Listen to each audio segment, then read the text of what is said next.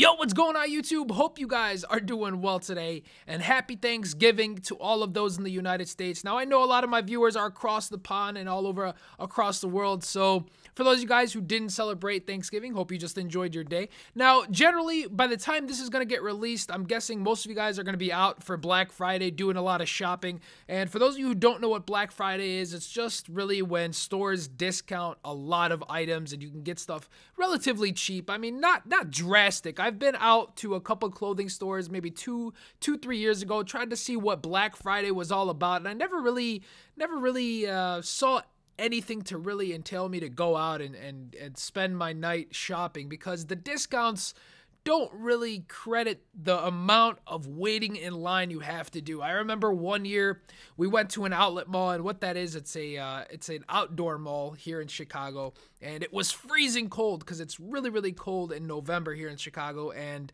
we had to wait in line all the way outside just to get into a store with me. My girlfriend wanted to get like a purse or something outside of a store, and we had to wait in line. It was terrible, and since that day I said, you know what, forget it. I'll just get that stuff online. Forget the lines, forget the cold weather and all of that stuff. No point in saving 20 bucks or whatever they're gonna end up giving you as a discount. So in any case, guys, enough about that. Let's go ahead and jump into the Race to Division 1 episode now. And we're going to come up against our first opponent, who has a 4-4-2 hybrid team. Very cool looking team, so I got to give him credit. He made a great team here. Lots of great players. Ibra, Lewandowski, Ramos, tons of talent on this squad. So I was extra focused during this match, and not much went on during the first half. So this is late in the first half. He eventually does make a mistake, presses the sprint button, ball gets away from him. We get him on a counterattack, cross the ball to Eto. His defender doesn't jump, and we get incredibly lucky to score before the second half. So I took what he gave me. I was able to cross it, went ahead and did.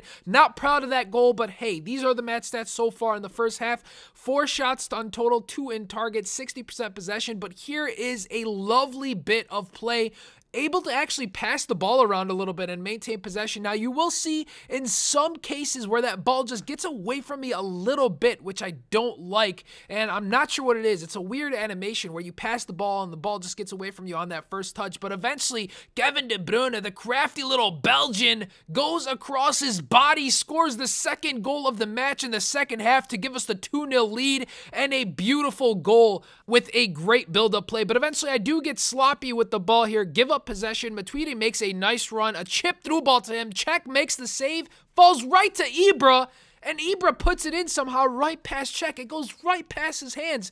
You guys will see it in the replay. I thought that was going to be an easy save. I was sitting back in my chair saying, oh, no problem, we'll be fine. But you guys will see here, he makes the save, falls right to Ibra, and literally right past his hands. Just not enough reaction by Czech to make the save, but a great overlapping run here by Andre Schürrle, who's going to get shoved off the ball, and no penalty is called. Nothing was called here. Unlucky not to get a penalty, but right after that, a nice build-up play again. Cole's going to make a nice run down the wings. Fake shots it, cuts inside. His defender's left in the dust. You guys are going to see Eto with some great ball control. Scores the third goal of the match late in the second half, and that's going to be all she wrote. We're going to win this one 3-1. So I'm still undefeated with this team, and someone in the comment section of the previous video said, Smarba, can you really go over what you did to make this team, because it seems like you're playing a lot better, and I will go over that at the end of this video right after this next match. So we're at 9 points now, 3-0 in this division so far, and again, we come up against a great team. 4-3-3 is the formation he's using, the holding version, and a great PPL team. Juan Mata, Sergio Kun Aguero, Wayne Rooney. I mean, great players all over his squad. So my focus level was still high from the previous game. I was zoned in. I don't want to go ahead and play laid back here because I really want to get out of Division 4, and I'm playing to my best of my ability at the moment. And early on, I make a mistake, defended that poorly, tried clearing it with Ashley Cole, and terrible defending. Great job by him to maintain possession, and I get crazy lucky that Sergio Kun Aguero does not put that in near post. He literally missed it by inches.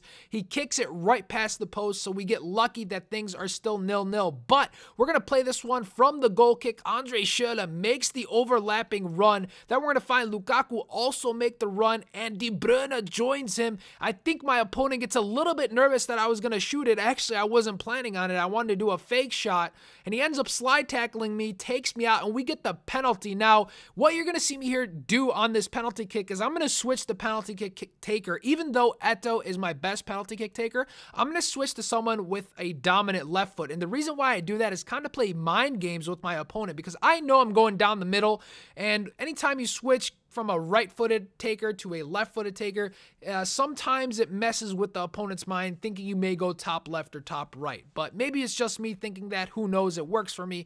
But later in the first half, he gets a throw-in, and he gets really unlucky. The throw-in goes right past his player, lands to me. We get him on a counter, and the crafty little Belgian again, Kevin De Bruyne himself, with that weak foot that is 5 stars. We actually get an achievement that was called "Who Needs a Weak Foot?" It goes right off the crossbar into the back of the net. So we're going to take a 2-0 lead here.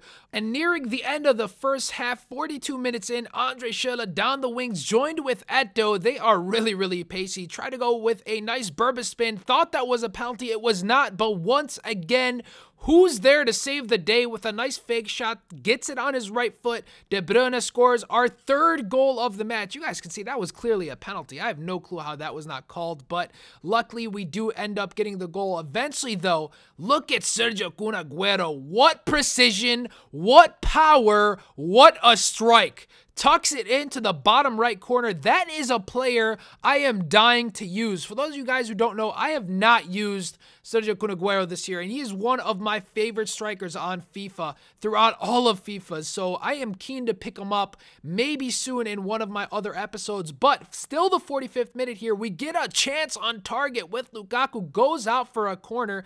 So we're still going to get one more chance here. Cross it in with Di Maria. Can't get to that one. Gets cleared out. Eto'o takes the volley. Not even close. It was with his weak foot. Goes right past the left post. But you guys have seen this happen a lot in next gen, when you just press A to get rid of the cutscene and it kind of just passes it to your center back. Now, still the 45th minute, so the ref still hasn't called it, and I'm going to get insanely lucky here as I cross it in, falls right to Di Maria, who's going to go for a shot, goes off the post, lands right to Eto'o, and EA, come on, man, I don't deserve that goal, guys. I really do not deserve that goal, but the score is going to be 4-1 before the half.